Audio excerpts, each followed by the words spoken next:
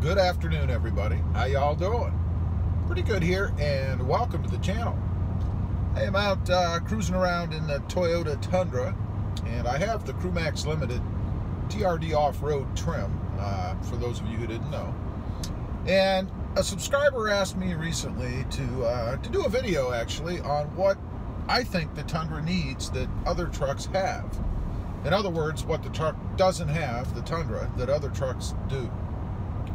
So I'm going to talk about that. The first thing, and this is obvious, and I'm not going to spend much time on it, is better gas mileage. Everybody talks about the gas mileage in the Tundra, how horrible it is.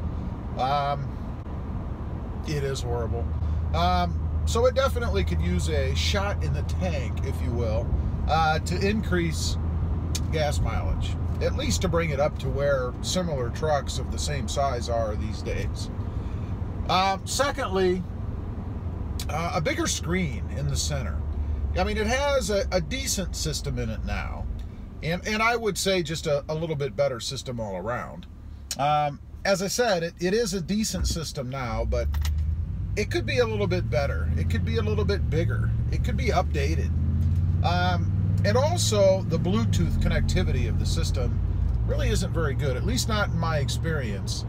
I've had instances, matter of fact, almost, if not every time I get a call or make a call using Bluetooth, where people on the other end get an echo, a bad echo, where they can hear themselves. I've talked about this on the channel before. I have rebooted my phone. I have killed the connection and set it up all over again. And I thought that solved the problem, but yesterday I was talking to my mother and it was doing the same thing. I actually had to go to speaker on the phone and completely get off the Bluetooth connection in order to have a conversation where she could actually, you know, understand and hear me. So definitely there is a need for an update of the technology in the infotainment system in the Tundra. Never had that problem in the Ram Rebel, and the Ram Rebel had a bigger screen. Next is, and I keep looking, I have a list, I wrote this down so I wouldn't forget, is under-seat rear storage. You know, again, I'll compare it to the Rebel. That was my most recent full-size truck before the Tundra. It had a nice big storage area with covers underneath the rear seats. It even had drop-down storage behind each of the passenger rear seats.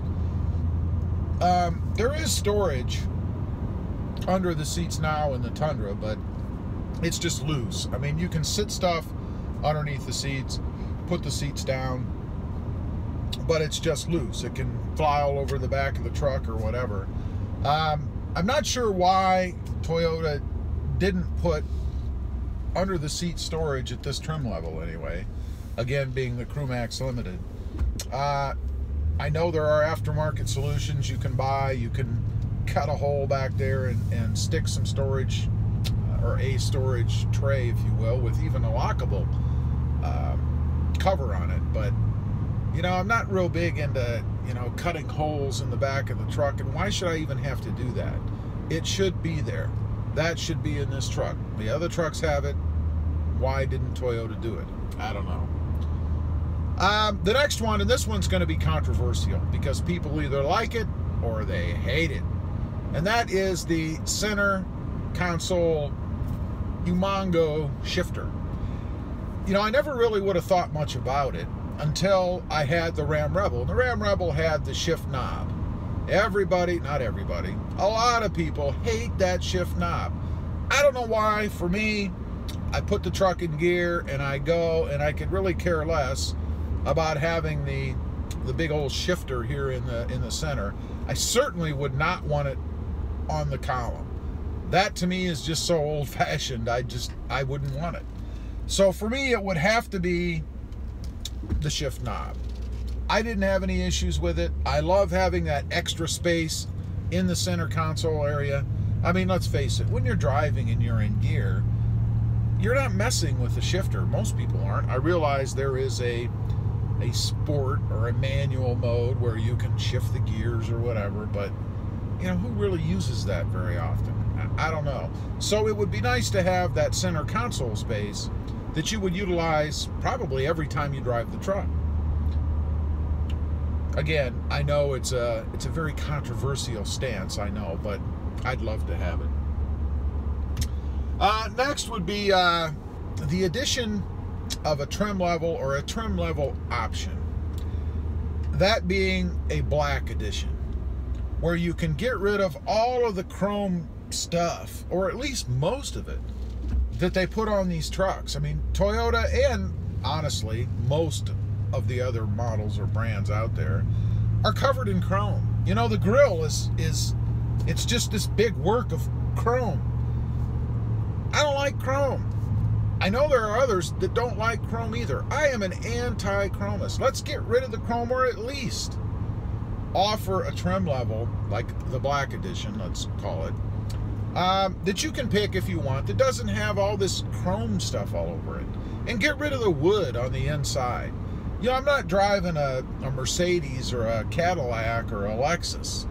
You know, I'm driving a truck. I want either some kind of black trim work, and I'll even give you this. I could accept the wood if it were black. But brown wood in a truck, it just doesn't fit for me. It doesn't make sense. It's not a luxury car. It might cost as much as a luxury car, but it's not. So let's get rid of the wood trim on the inside, at least the brown wood trim, and let's go for a black edition. Last is and this would come in quite handy. This would come in handy when you're in a tight space, maybe when you're pulling in and out of your garage, maybe at the bank ATM, I don't know. Electronic folding mirrors. You know, you push a button. The truck is big anyway, right? I mean, it's big, it's wide, it's tough enough to get into tight spaces. It's even tougher when you have to screw around with mirrors. And these aren't tow mirrors. These are just, you know, the standard mirrors that come on the truck. The Ram Rebel, again, the Ram Rebel, had a button that you could push and the mirrors would fold in. Great feature if you were pulling into a tight space. I actually used that a few times myself, you know, pulling in and out of the garage. You know, if the wife had pulled in too far over, yeah, we'll blame it on Krista. And I needed to pull in. I could fold those mirrors over, and then I didn't have to worry about nicking them on the, you know, on the side of the garage or anything like that. It would be a fantastic option to have. Again, not much to ask, I don't think. How much more could it possibly add to have that option at this trim level, the Crew Max Limited? I don't know. Anyway, I just wanted to respond to that. Like I said, someone had asked me, you know, what are the things that I think that the Tundra should have? I think mechanically, other than the fuel consumption, I think it's perfectly fine. I don't have any issues with the power of the Tundra.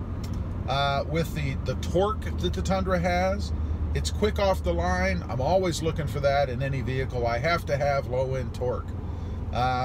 If I want to be off the line first, I want to be off the line first.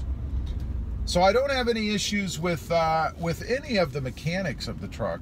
I think they've gotten that right, and that certainly shows in the reliability of the Tundra. They've got that down. Anyway, just wanted to get on here, talk about those things for a few minutes. I appreciate you guys watching. Leave a comment down below. Let me know what you think. What's the Tundra missing that you would want? Please give this video a big thumbs up. Click that subscribe button if you haven't before. And we'll see you next time on the web. Have a good day. Bye.